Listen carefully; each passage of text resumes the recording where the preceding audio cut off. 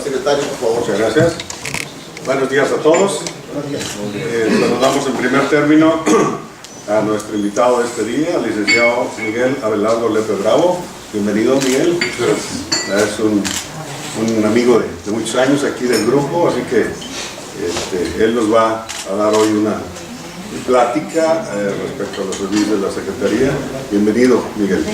Saludamos también a nuestros amigos, a Manuel y Andrés Ruelas, que están en vías de participar en nuestro grupo, cumpliendo con el requerimiento de las asistencias. Saludamos también a Jonathan Félix Venegas.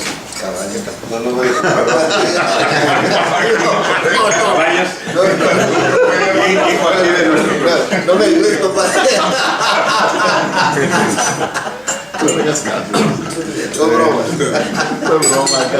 Vamos a pedirle también a nuestro compañero José Alguín dar lectura al protocolo de comportamiento. Con el propósito de tener un adecuado desarrollo de nuestra sesión y por respeto. Buenos días. Filosofía del Grupo Madrugadores. Somos un grupo de ciudadanos mexicanos que amamos entrañablemente a nuestra patria. Declaración de principios del Grupo Madrugadores. Queremos un país libre en donde el gobierno actúe hasta donde sea necesario y la ciudadanía hasta donde le sea posible. Queremos una entidad que se distinga en el país por ser la mejor. Somos madrugadores y queremos motivar a crear nueva conciencia en nuestra comunidad. Rescatemos los valores que estamos dejando atrás y luchemos todos juntos.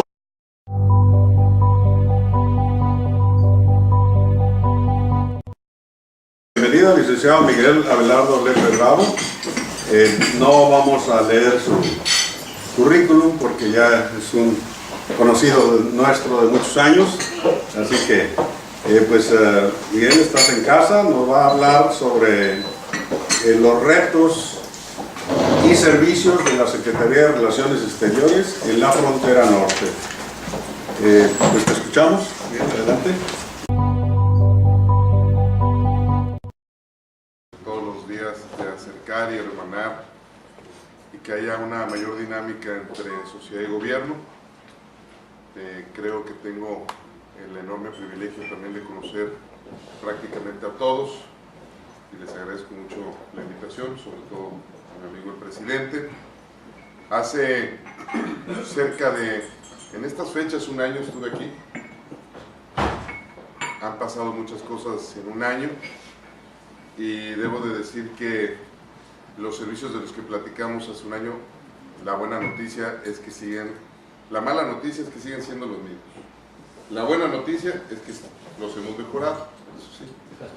Se han acelerado sobre todo el tema del pasaporte. Hoy el proceso, a partir del 1 de octubre del 2015, sufrió una modernización y eso implicó no nada más que sea uno de los más seguros del mundo, como lo hemos dicho ya en repetidas ocasiones, sino que hoy una constante de lo que es la percepción del servicio también se ha mejorado porque increíblemente, aunque México es el único país del mundo que entrega el pasaporte el mismo día, la gente califica el servicio de acuerdo al número de horas que pasa durante el trámite, ¿no?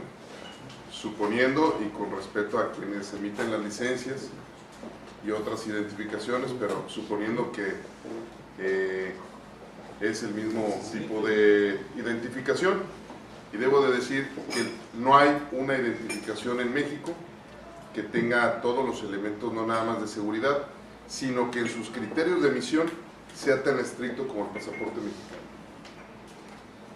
En ese sentido debo decir que hay una gran diferencia entre lo que es la tecnología del documento, que estamos hablando del pasaporte más seguro del mundo, porque tenemos los mismos proveedores, los mismos insumos que los países de la Comunidad Europea.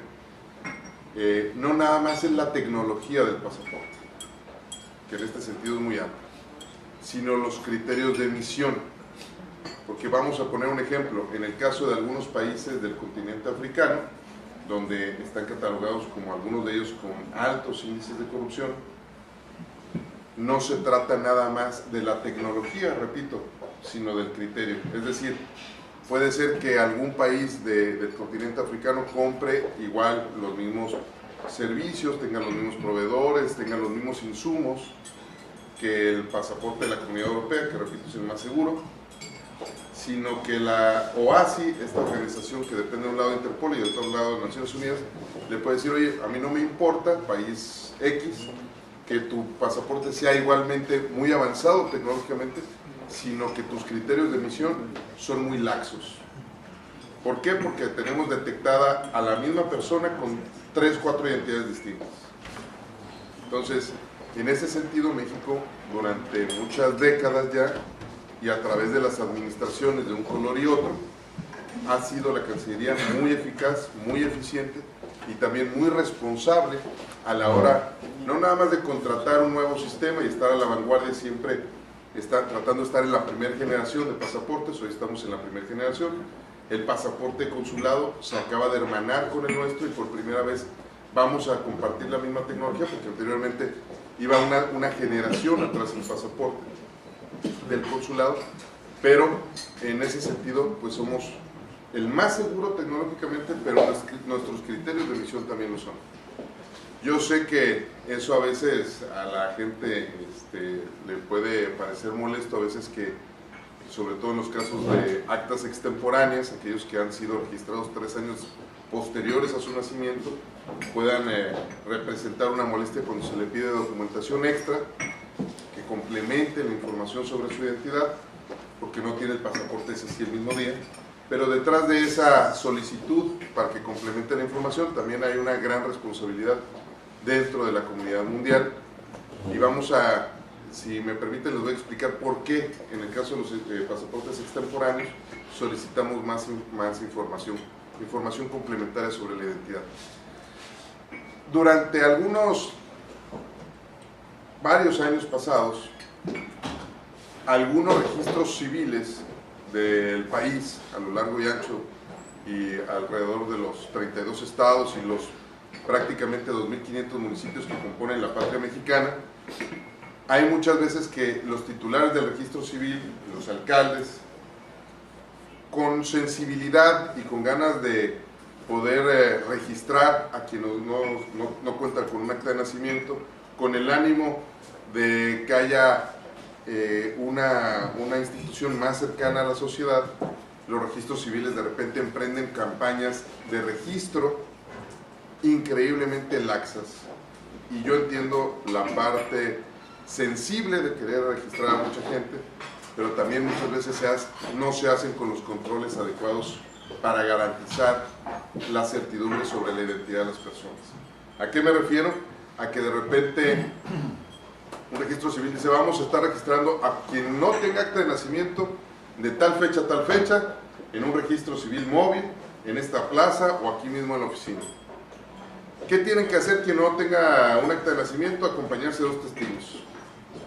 Y de repente por ahí llega, vamos a decir, una persona que se llame José Holguín, ¿no? Y dice, bueno, yo me llamo Juan Pérez, nací en 1975, ¿no? Y aquí me vengo acompañando de dos testigos porque no tengo acta de nacimiento, por lo tanto no tengo IFE, no tengo licencia, no tengo ningún otro documento con cual acreditar ni mi identidad ni mi nacionalidad. Y ese registro civil le toma los datos que le da esta persona que se hace llamar Juan Pérez, pero que en realidad es José Holguín, le toma los datos a los testigos con los que va, pagan una caja, le dicen en la otra caja va a recibir usted su acta de nacimiento, ya cuenta usted con identidad, y agarra esa acta de nacimiento y se va a hacer el caminito para sacar una credencial para votar, una licencia, otros documentos extras, y eventualmente quiere llegar con nosotros a sacar el pasaporte mexicano.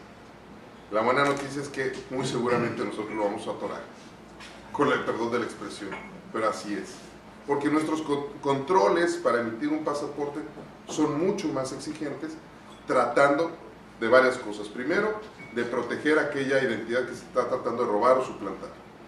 Y segundo, con la comunidad internacional, porque México tratará, en la medida en la que los controles le permitan, evitar que haya un documento que acredite a una persona que no es quien dice ser. Entonces, en ese sentido, repito, ha sido la Cancillería a lo largo de muchos años muy responsable, a partir igualmente, como les comentaba, del 1 de octubre del 2015, cuando lo anuncié aquí hace poco más de un año, que estábamos en el preámbulo de la modernización del pasaporte. Efectivamente, hoy contamos con un pasaporte más seguro, tecnológicamente muy avanzado, y sobre todo se han incrementado los controles en cuanto a la protección de la identidad del usuario mexicano que viaja por el mundo acompañado de todas las instituciones de gobernabilidad representadas en este caso y sintetizadas en el pasaporte mexicano. En el 2015, para ponerlo nada más en perspectiva, aquí en la oficina de Mexicali, donde también se ensambla el pasaporte que se solicita en San Luis Río Colorado, el pasaporte que se solicita en San Luis Río Colorado, los documentos de las personas todos los días viajan en valija diplomática Mexicali. Cuando se dice valija diplomática, yo cuando entré a la secretaría pensé que la valija diplomática era un portafolio blindado con una cadena aquí de seguridad y no, es un saco viejo, la valija diplomática suena muy pomposo, pero no es más que un saco viejo. Todos los días viaja la valija diplomática acá a Mexicali, aquí se ensambla, y se ensambla aquí por lo mismo, por los controles y por la seguridad que requiere evitar que salgan los insumos. ¿Cuáles son los insumos? La lámina de seguridad y la libreta. Es tan importante resguardar los insumos que incluso son proveedores desasociados, ¿no? Para evitar que un solo proveedor pudiera tener la lámina y la libreta, y eso podría generarnos lo que se conoce como un breach de seguridad, ¿no? Entonces, aquí nada más en perspectiva, durante el 2015 hicimos un poquito más de 60,000 pasaportes. Para ponerlo igualmente en perspectiva, durante el 2014 aquí mismo se hicieron 48,000, o sea, en un año tuvimos un incremento de 12,000 pasaportes solicitados el mismo día y entregados el mismo día. Este año esperemos estar cerrando con una cifra cercana a los 65,000 pasaportes. Estamos haciendo alrededor de 300, 330, a veces 350 pasaportes diarios. Es un número importante, sin embargo es menor al de Tijuana. El de Tijuana es el doble de volumen, hace 600 pasaportes diarios. Por eso también es una institución, digamos, una representación aparte, independiente. A mí me toca todo el estado, excepto Tijuana, por el volumen que maneja Tijuana.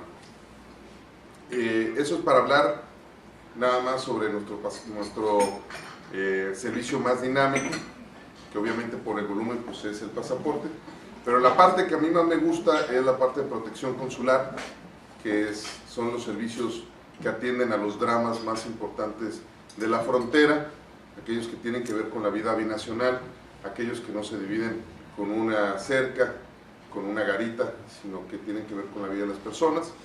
Nuestros servicios en esa área conforman un portafolio bastante amplio, que va desde la pensión alimenticia para hijos de extranjeros, aquella pensión que solicita una madre mexicana, madre de un hijo mitad mexicano, mitad extranjero, y el proceso inicia cuando la madre va a un juzgado de lo familiar a solicitar la pensión alimenticia, nos trae la sentencia del juez mexicano, nosotros mandamos la sentencia al Departamento de Estado norteamericano, el Departamento de Estado norteamericano la manda a Child Support Services, y esta a su vez en el condado que le corresponda pues se acerca al ciudadano en cuestión, ya sea que sea mexicano viviendo en Estados Unidos legalmente o un ciudadano completamente americano, y que gracias a los tratados internacionales y a la homologación de la sentencia nos permite que ese padre se haga cargo de la pensión que le corresponde por ley,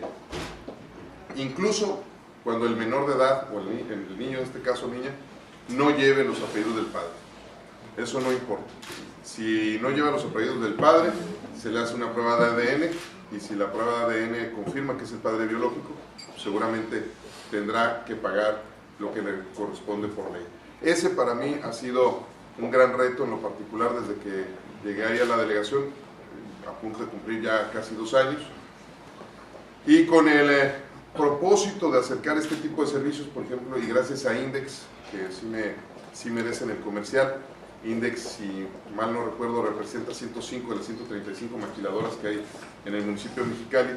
Index me ha permitido asistir más o menos a la mitad de las maquiladoras que se encuentran bajo su representación, con el propósito de acercar los servicios, sobre todo de protección consular, y muy en especial el de la pensión alimenticia para hijos de extranjeros, porque, repito, es un servicio que atiende, y nos hemos encontrado a un universo muy focalizado de la madre obrera, de la madre trabajadora, que igualmente pues, trabaja dentro de este universo de maquiladores. Ese es hablar de uno de los servicios. El otro pues es la restitución de menores, cuando un padre se lleva sin permiso del otro a su hijo fuera del territorio mexicano, o por el contrario, que lo sustrae de otro país para internarlo a territorio mexicano. La restitución de menores, que es increíblemente de diario aquí en la frontera. La repatriación de cuerpos, cenizas y restos humanos, que yo creo que todos nos queda claro a qué nos referimos. La recuperación de pertenencias de los mexicanos. Cuando un mexicano es deportado, tiene posibilidad a través de la asistencia consular de que algunas de sus pertenencias las pueda recuperar. Igualmente la asistencia de mexicanos en el exterior, la asistencia legal de mexicanos en el exterior, la guía del viajero, el registro de mexicanos en el extranjero. Y aquí quisiera, creo que el año pasado lo platicamos también, el caso de un muchacho cimarrón que fue a una competencia a Japón. No sé si lo recuerden, que les platiqué que el muchacho no se metió a la guía del viajero cuando iba a ir a representar a México en el extranjero, y se le tuvo que dar asistencia legal de parte del consulado, porque al llegar a Japón el muchacho consumía habitualmente anabólicos, que si bien no están prohibidos por la legislación mexicana, sí están prohibidos en las competencias, de todas maneras lo hacía. Y en el caso de Japón, Japón contempla los anabólicos como una droga dura. El muchacho no lo sabía, obviamente lo detectaron, lo apresaron, lo sometieron a proceso y lo enjuiciaron, lo sentenciaron a 7 años de prisión. Lleva creo que 4 o 5, le quedan 2 o 3. La buena noticia, como comentábamos el año pasado, es que seguramente va a regresar hablando perfectamente bien japonés. Entonces, intensivo.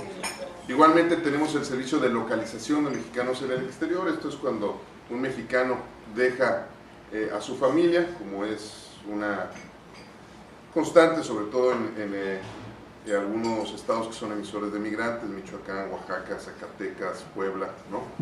Y que algunos de estos paisanos nuestros internan, sobre todo a territorio norteamericano, y que aprovechando la gran red consular que tiene México en Estados Unidos, hay que decir que México es el país que tiene el mayor número de consulados dentro del territorio norteamericano. Tenemos 50 consulados. A través de esta red consular puede ser localizado ese mexicano en cuestión. Esto se concentra sobre todo en aquellos que se vinculan al trabajo agrícola, los jornaleros fundamentalmente. Por eso también nos hemos dado la tarea de ir mucho a los empaques para notificar que hay manera de localizar a los parientes. Sin embargo, tiene que ser parentesco en primer grado, es decir, padre, madre, hermano, y nada más, ¿no? Nada de que mi primo me debe dinero y que tengo que localizarlo, ese tipo de cosas no se puede. Igualmente tiene que dar su anuencia aquel que es localizado para que se compartan sus datos de localización, porque también nos ha pasado mucho que muchos esposos maltratados, ¿verdad? Huyen al otro lado, producto de la violencia familiar, y a la hora que su esposa lo quiere localizar, pues no nos permiten que se compartan sus datos, ¿no? Entonces, ese es obligatorio, que nos permitan compartir los datos.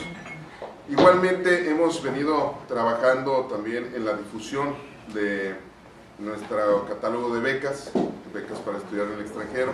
Ahí quiero dar un agradecimiento a a la escuela donde también trabajo en las tardes, soy maestro catedrático de la universidad. Un agradecimiento a la universidad, aquí a través de la doctora Maldonado. Igualmente quiero expresar un gran agradecimiento y reconocimiento a la Universidad 16 de septiembre, que nos ha permitido estar ahí en diversas ocasiones para hablar sobre los servicios, para compartir el catálogo de becas. Y también dentro de las tareas que hemos venido haciendo, y me da mucho gusto que esté aquí Andrés Ruelas, que Andrés, a lo mejor no se los ha dicho, pero él es el representante del nodo Baja California dentro del IME, que es un proyecto que nace con el propósito de que aquellos mexicanos que han triunfado en el exterior puedan pues establecer como una especie de red, una especie de networking. No me gusta mucho utilizar anglicismos, pero en este caso creo que es la manera más literal de decirlo. Igualmente a los mexicanos que han triunfado dentro de México, poderlos exponer su talento fuera de México y hacer esta gran red de talentos para que se haga networking, para que además muestrearlos. Y este año tuvimos un evento muy importante, voy a decirlo con claridad, aunque sea un comercial para nosotros, ha sido el evento más importante, más exitoso que se ha hecho dentro de esta red global que tiene representación en prácticamente todo el mundo, a través del INE, a través de las embajadas y consulados mexicanos. Y el evento que dentro de México ha sido el más exitoso fue el que organizó Andrés Ruelas junto con su equipo, donde nos permitimos trabajar muy de cerca. Trajo Andrés a Mario Valle, quien es el desarrollador de software de videojuegos más importantes del mundo, y es mexicano. Mario Valle, que estuvo con nosotros en una conferencia ahí mismo en la Universidad de 6 de septiembre. También vino nuestro amigo David Arriaga, quien es un mexicano oriundo de Chihuahua, que está en Texas como presidente del Nodo de México en Texas. Y este hombre, David Arriaga, desarrolló un material para incrustaciones digitales dentro del cerebro.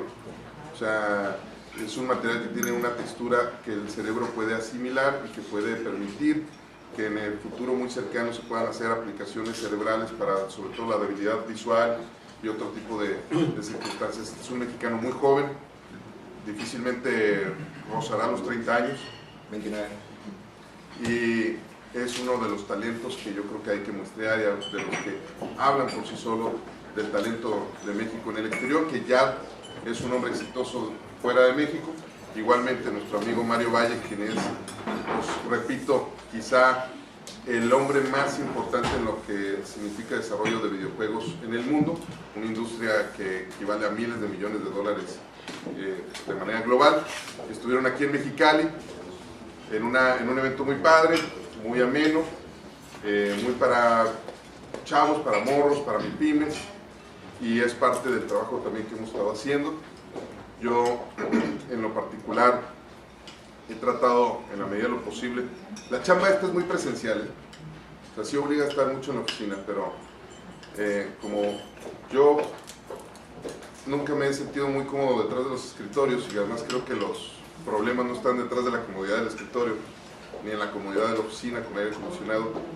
Nos hemos dado la tarea mucho de ir a las maquiladoras, repito, a través de Index, a los sindicatos, a los empaques agrícolas, para tratar de acercar los servicios a la comunidad académica, a la que además pertenezco por ser maestro universitario, porque creo firmemente que el funcionario, si bien tiene que cumplir en la oficina, también tiene que estar acercando los servicios, tiene que estar saliendo, tiene que tratar de acercar los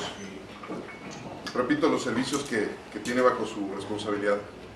Ese es básicamente el catálogo de protección consular. Por último tenemos el área jurídica, donde muy interesante tenemos un titular jurídico, que es titular jurídico, sacacopias, secretario y mensajero del área jurídica, es decir, nomás tenemos uno.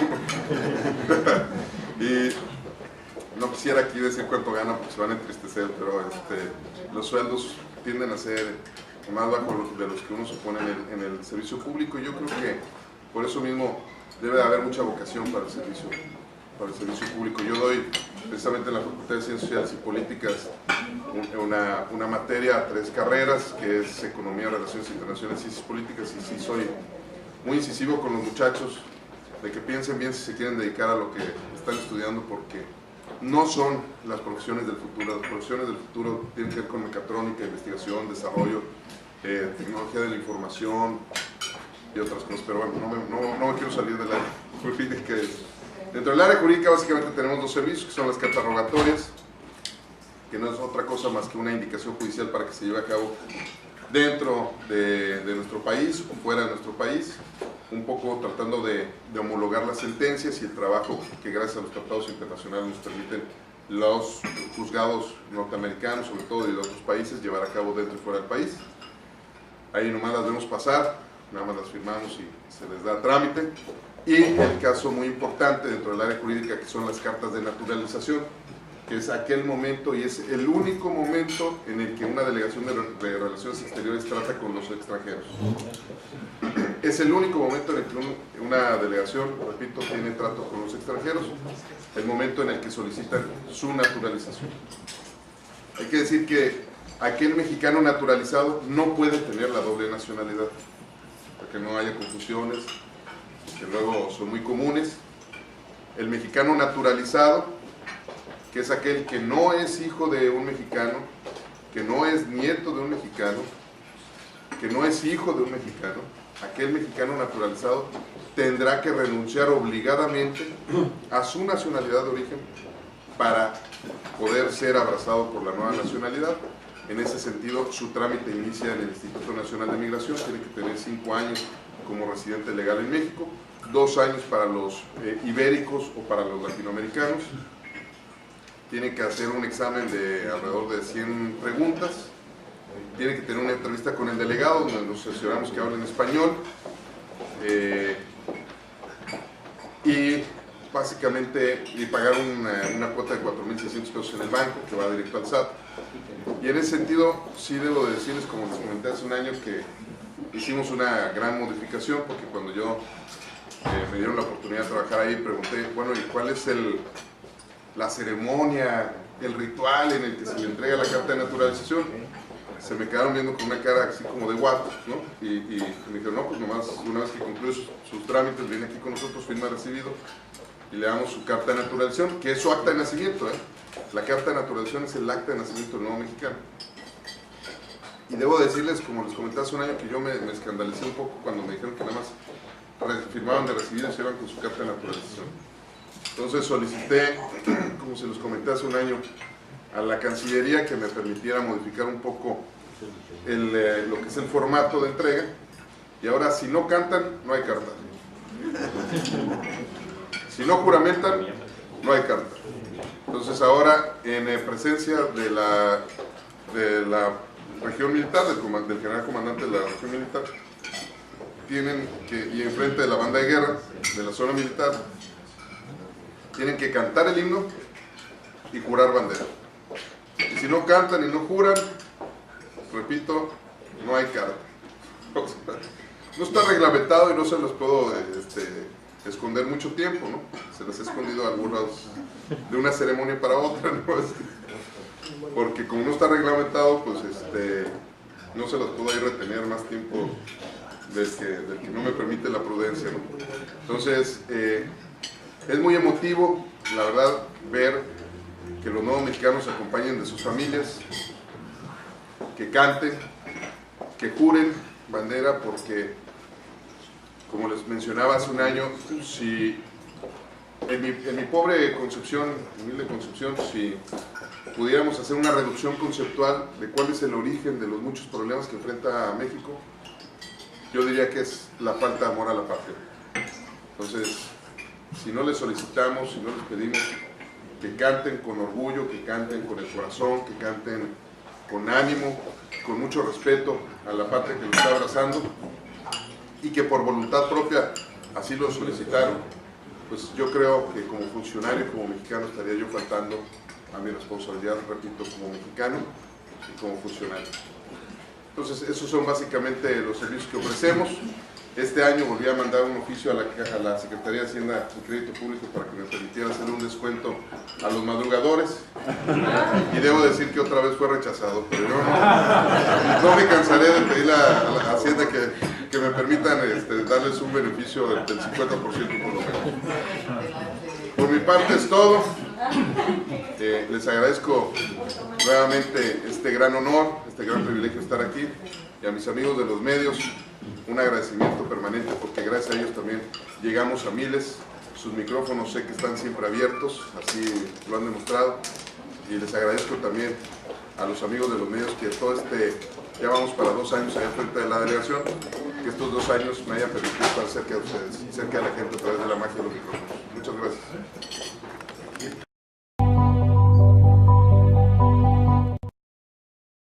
Gracias por aceptarnos la invitación, estar nuevamente con nosotros. Escuché detenidamente el tema, muy interesante, retos y servicios de la frontera norte de la Secretaría de Relaciones Exteriores. Mi pregunta sería la siguiente: tenemos en la entidad algunos extranjeros que nos están visitando, que han quedado varados aquí en las fronteras, tanto en Tijuana como en Mexicali, y que son africanos, haitianos.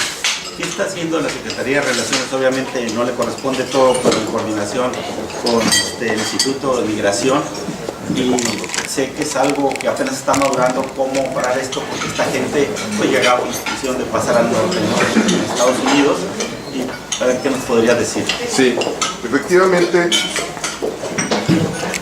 en los últimos meses, semanas, se han incrementado. Siempre ha habido gente del continente africano y de otras partes que a lo mejor por su aspecto a lo mejor nos parecen extraños, pero siempre ha habido en esta parte, que es la parte más estrecha del embudo de toda América Latina para entrar al país vecino del norte. En ese sentido hemos estado en coordinación permanente con el Instituto Nacional de Migración. Nosotros no tenemos facultades para atender a los extranjeros, eso es un asunto que le corresponde enteramente a la Secretaría de Gobernación y propiamente al Instituto Nacional de Migración. Sin embargo, hemos estado en coordinación permanente por si llegaran a necesitar algo, por si llegara además a haber alguna confusión sobre todo en lo que sería alguna deportación. Hay que decir que Estados Unidos deporta exclusivamente a mexicanos, a territorio mexicano. Es mentira y una confusión grave aquella persona que sostenga que Estados Unidos deporta a ciudadanos que no sean otros que mexicanos. Las deportaciones son laterales, eso sí hay que decirlo. Si entran por California, los entregan por Texas; si entran por Texas, los entregan por Arizona, y así para tratar de romper con la cadena humana, con los círculos humanos, con las relaciones humanas que permitieron que se incorporaran a territorio norteamericano. Pero en ese sentido, mi querido Pepe, hemos estado nada más en coordinación por si se llegara a solicitar alguna intervención nuestra. Pero es un tema que le corresponde enteramente a la Secretaría de Gobernación. Gracias. Muchas gracias. A ver, Ramírez. Le iba a preguntar eso sobre los haitianos, pero veo que no hay mucho que decir. Pero sí, cambiaría. Acerca de las deportaciones, ¿se le sigue apoyando a la gente? Sí, ¿De qué manera se le apoya? Hay diversos tipos de apoyo. Por ejemplo, durante este año y el año pasado estuvimos haciendo una gran difusión sobre la sentencia que emitió la Suprema Corte de Estados Unidos, una sentencia que se llama López y Venegas, que a través de la ACLU, que es una organización norteamericana de asistencia humanitaria, estuvimos difundiendo y operando muy en conjunto con esta organización. Esta sentencia López y Venegas dice que aquellos mexicanos, todos aquellos mexicanos y exclusivamente mexicanos, hay que recordar que Estados Unidos cataloga a los latinos como mexicanos y otros que no sean mexicanos, es decir, Mexicans and another than Mexicans, ¿no? Y exclusivamente a los mexicanos que fueron deportados por las puertas de San Isidro, Otay y Calexico entre el 2009 y el 2014. Gracias a esta sentencia, López y Venegas tienen derecho a volver a presentar su caso, o a presentar en este caso su caso, con un juez de migración y ante un juzgado de migración, porque se detectó que un enorme número de casos entre el 2009 y 2014 se les violó el debido proceso, y el debido proceso forma parte de una de las enmiendas norteamericanas, y gracias a esta sentencia, también López y Venegas, miles de mexicanos pudieron reincorporarse con sus familias en territorio norteamericano, porque a la hora de que estaban detenidos, muchas veces las autoridades norteamericanas de migración les hicieron firmar documentos que no entendían, o no se les presentó ante un juez de migración, y entonces les fue violado su debido proceso como parte de sus derechos básicos inalienables. Gracias a esta sentencia, repito, miles se han reincorporado con sus familias, miles que ya tenían su vida de aquel lado y que por una cuestión administrativa, una multa de tránsito, etcétera, fueron detenidos y más tarde deportados violándose su debido proceso. En muchos otros casos también nos ha tocado recibir a mexicanos deportados que, por ejemplo, padecen de alguna deficiencia mental, son personas con capacidades diferentes, y entonces pues hay que recibirlos. Como no forman parte del catálogo con los que los cataloga a veces algunas instituciones de este lado, como el DIF y demás, son mayores de edad y a lo mejor sufren de esquizofrenia, pero no de capacidades diferentes, etcétera. Entonces también hay que encontrarles acomodo. Son muchas personas también que a veces no recuerdan el lugar de su nacimiento, no tienen claro de dónde salieron originalmente, han perdido nexo con su comunidad, y hay que ayudarlos también a que alguna institución lo reciba.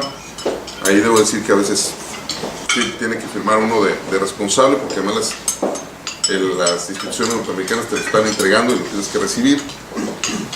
Y cada caso es diferente, ¿eh? Debo decir que cada caso es diferente. Hay unos con dramas muy complejos, algunos, otros muy normales, otros hay que decirlo que son la quinta vez que se internan en territorio norteamericano, que forman también parte de este gran universo de deportados, algunos niños no acompañados, y sobre todo durante el 2013 y 2014, 2010, hubo un éxodo de niños no acompañados, y que forman parte de estas redes sociales análogas, cuando el primo, el tío, el hermano, el vecino migra a estados del norte y eventualmente a Estados Unidos, y los niños, los jóvenes, que no son mayores todavía de edad, pues siguen los pasos de estas redes sociales análogas que en los pueblos se van construyendo, ¿no? Y cada caso es muy distinto. Entonces, en ese sentido, pues hay veces que uno tiene que echar mano a la imaginación para ver cómo le haces para la parte de la asistencia, ¿no? Muchas gracias. Roberto Soto. Muchas gracias. Nomás me faltó escucharla. Estaba esperando que dijeras, delegado, la palabra tratados internacionales, para confirmar que nos acabas de dar una clase muy completa de Derecho Internacional Privado sobre el tema de nacionalidad. De veras que me dio mucho gusto confirmarlo, y sobre todos los aspectos inherentes a las funciones de la Cancillería. Por eso ya no te voy a preguntar, porque como decía un maestro mío de Derecho Constitucional, lo que es claro no requiere explicación. Pero sí lo que voy a preguntarte, delegado, es lo siguiente: el aspecto humanista de nuestra política exterior. Ahí sí quisiera que nos hablas un poco de que el mes que entra México va a celebrar un año más de su incorporación a la ONU en San Francisco en el 45, ¿verdad? Y además la canciller Ruiz Massieu pues ha hecho un papel muy interesante en materia internacional, sobre todo el ejemplo con Egipto, ¿verdad? El desastre. ¿Serías tan amable de ampliarnos ese tema, por favor, el aniversario, la política humanista, pacifista de nuestra política, y como me dijo aquí el maestro, me sopló, y sobre todo la ampliación por el crecimiento de los derechos humanos? Muchas gracias. Pues sin duda, México, yo creo que a lo largo de su historia ha sido un referente de la política exterior, quizá desde el muy emblemático Matías Romero, pasando sin duda por el canciller Genaro Estrada, y México ha sido, creo que además, puente entre naciones en distintas ocasiones para dirimir conflictos entre naciones. México siempre se ha prestado como un puente para acercar a los pueblos. En ese sentido, debo de decir que la enorme red de consulados y embajadas de México en el exterior están conformados por ciudadanos mexicanos que dejan, y debo decirlo porque luego se oye muy pomposo la carrera y la vida diplomática, pero cuando se vive de cerca no lo es tanto. Los mexicanos que están en el exterior son mexicanos que han dejado su familia atrás, que no tienen permiso de salir de la misión diplomática donde tienen su representación, salvo casos excepcionales. Y también debo de decir algo que a lo mejor no se comenta mucho, pero México es el país número 1 en protección a sus ciudadanos en el exterior. No existe otro país en el mundo que tenga el número de servicios institucionalizados para la atención y protección de sus ciudadanos en el exterior. Con toda claridad se lo digo, no existe otro país. Que forman parte de este catálogo que ya hablé dentro de la parte de la protección consular y muchos otros más. Hay que decir también que los mexicanos debemos de convertirnos en viajeros y en turistas más responsables, porque tenemos herramientas para hacerlo. Tenemos, por ejemplo, la guía del viajero que ya mencioné, que es un chat dinámico interactivo a través del portal de internet de cre.gov.mx, que nos permite conocer de cerca cuáles son los usos, costumbres, legislaciones y recomendaciones del país que vamos a visitar. También tenemos el registro de mexicanos en el exterior, y en ese sentido quisiera concatenarlo un poco con lo que estaba diciendo nuestro amigo, muy buen amigo, don Roberto Soto. En el caso, por ejemplo, de los mexicanos en Egipto, donde fueron víctimas de un atentado, seguramente no se metieron al servicio de guía del viajero y no tuvieron las recomendaciones adecuadas cuando organizaron su viaje en aquel país. Igualmente a los mexicanos que sufrieron durante los derrumbes en Nepal, producto del terremoto del año pasado, unos alpinistas mexicanos, unos habían registrado previamente a través del portal de internet. La embajada y los consulados tenían conocimiento de su estancia, de sus datos de localización, del propósito y duración de su viaje, y fueron aquellos que fueron los primeros en ser rescatados. Los mexicanos que se tardaron más en ser rescatados fueron aquellos de los que la embajada no tenía conocimiento. Entonces es muy importante recordarle a todos los mexicanos que tienen la oportunidad de viajar que si van a hacerlo, le avisen a la embajada datos de localización, lugar de hospedaje, propósito del viaje, duración del viaje, para que si hay una desgracia en el país que están visitando, pues la embajada pueda operar con información más dura, ¿no? Entonces, decir que esto a veces no se comenta, pero somos el país líder mundial en protección de sus mexicanos en el exterior, y además México siempre ha pugnado por la protección a los derechos inalienables. México está suscrito a todos los tratados que tienen que ver con los derechos inalienables del ser humano. No desde ahorita, hay que decirlo con claridad, desde los inicios de la patria mexicana, de 1821 para acá, México ha sido siempre un permanente impulsor de los derechos humanos dentro y fuera del país. Julio. Gracias. Señor delegado, por saludarlo. Miguel, compañero y amigo. Me gusta cómo lo está explicando. Ya han dicho que buena cátedra. Y a mí me llamó la atención lo que corresponde a la carta de naturalización consanguínea, en los niveles que existe, ¿no? Pero también otra carta de naturalización que quisiera que nos platicaras un poco referente a matrimonio. Sí, sin duda. A nivel matrimonio. ¿Por qué? Porque sabemos que es muy común que vengan aquí a México y ofrezcan dinero para casarse. Sí. Y al año se divorcian. En ese caso, pierden la nacionalidad también? No. O en ese caso, ¿qué hace inmigración? Tú debes tener conocimientos, si nos iluminas un poco, y tu delegación para vigilar que no se den esos casos, y cuál es la vigilancia que se les da, el seguimiento hasta que se les da la carta de naturalización por matrimonio. Sí, efectivamente es muy similar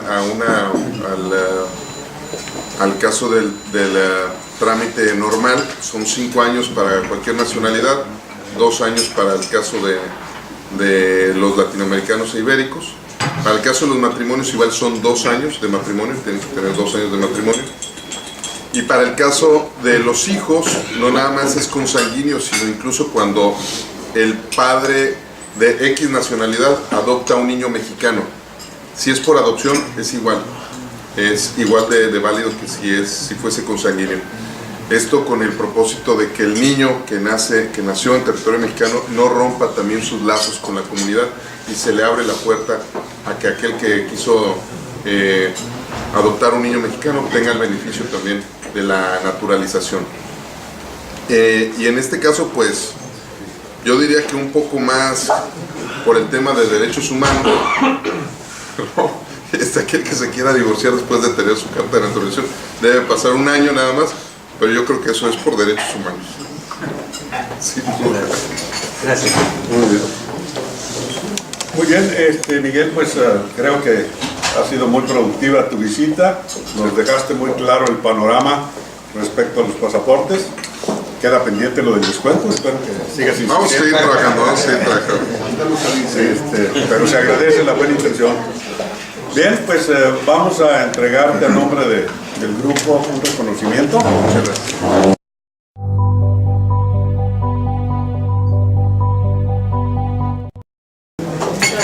Dice así: Grupo Madrugadores de Mexicali, Foro de Expresión Ciudadana, otorga el presente reconocimiento al licenciado Miguel Abelardo Lepe Bravo, delegado de la Secretaría de Relaciones Exteriores en Baja California, por su valiosa participación en el desayuno del grupo, exponiendo el tema Retos y Servicios de la Secretaría de Relaciones Exteriores en la Frontera Norte. Firma el licenciado Jaime Félix Cabaña Osuna, nuestro coordinador.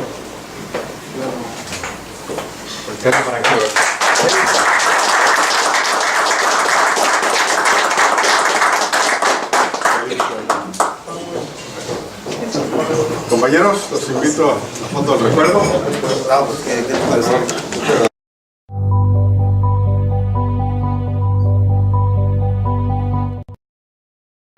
Iniciamos con la ronda de preguntas. Empezamos con el compañero. Voy primero.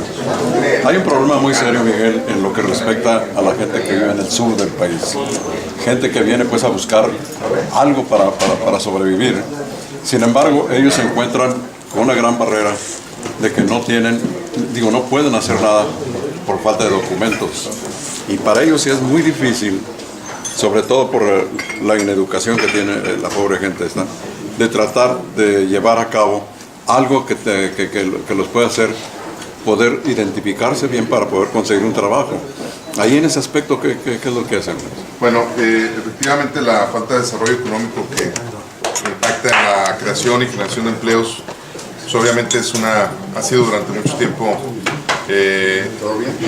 quizá la fuente de emisión de migrantes más importante de la historia de México. Es decir, la falta de desarrollo económico y de oportunidades genera migración, no nada más en México sino en el mundo, pero hablando de este caso en particular, pues desde la creación propia de nuestro estado, antes de que fuera estado, antes de 1952, nuestra zona agrícola fue poblada precisamente por el mismo tema, por gente que no tenía las mismas oportunidades, mis antepasados incluso, que no tuvieron las mismas oportunidades en sus lugares de origen.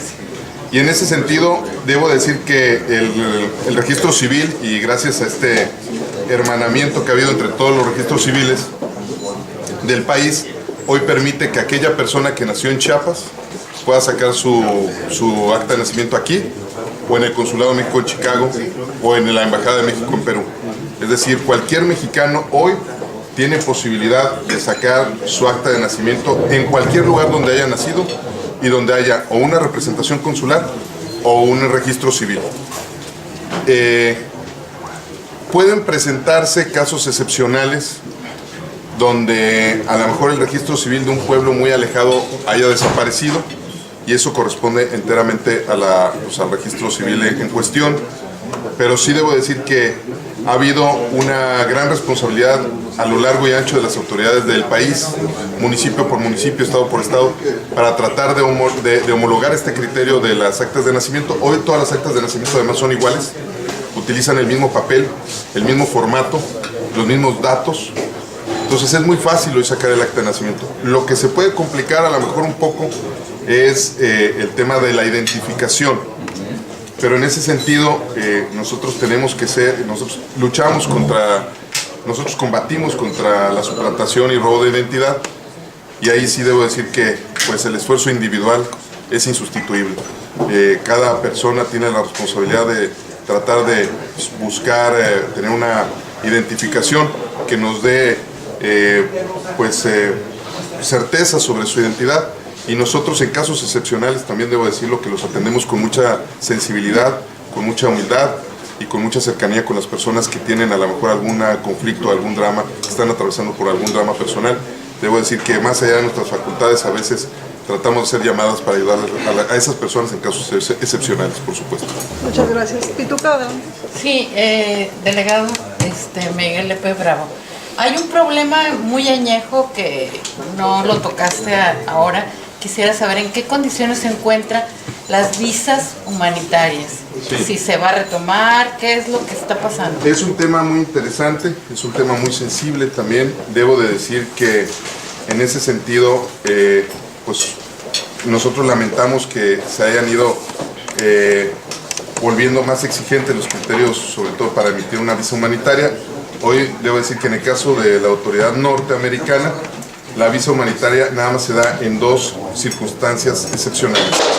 Una es en riesgo de muerte inminente, es decir, la autoridad médica tiene que emitir, el hospital en cuestión tiene que emitir un oficio, un documento donde se diga que hay una muerte inminente del pariente al que vamos a visitar, o en caso de fallecimiento para acompañar a los deudos al entierro.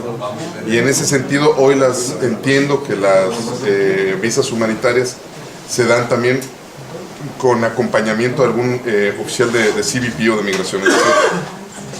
Será para una cuestión en específico, ya sea riesgo de muerte inminente o fallecimiento, y serán acompañadas durante las horas que puedan adentrar a Estados Unidos, acompañadas en todo momento por un oficial de migración, igualmente para su regreso. Muchas gracias. ¿Alguien más quiere hacer preguntas? Bueno, gracias. Perdona, ¿puedo decir la ceremonia de naturalización como lo que nos has invitado? ¿Hubieras invitado una? Sí, estamos trabajando en construir una fecha, una agenda con el nuevo general comandante de la zona militar. Acaba de llegar hace unos meses y entiendo que ha estado cargado de trabajo, pero estamos trabajando en una fecha. Me gustaría asistir a una ceremonia como ya nos invitaste. Están permanentemente invitados. Además es una ceremonia que lo hemos tratado de hacer lo más abierto posible para que vaya quien quiera, ¿no? ¿La delegación a su cargo es gestora o interviene cuando un mexicano solicita una visa humanitaria en Estados Unidos? Sí, sí, por supuesto. Sí. ¿En qué sentido? ¿Cómo pueden ayudar? Solicitándole al consulado, al Departamento de Estado norteamericano, a través del consulado, que se atienda la solicitud, nada más.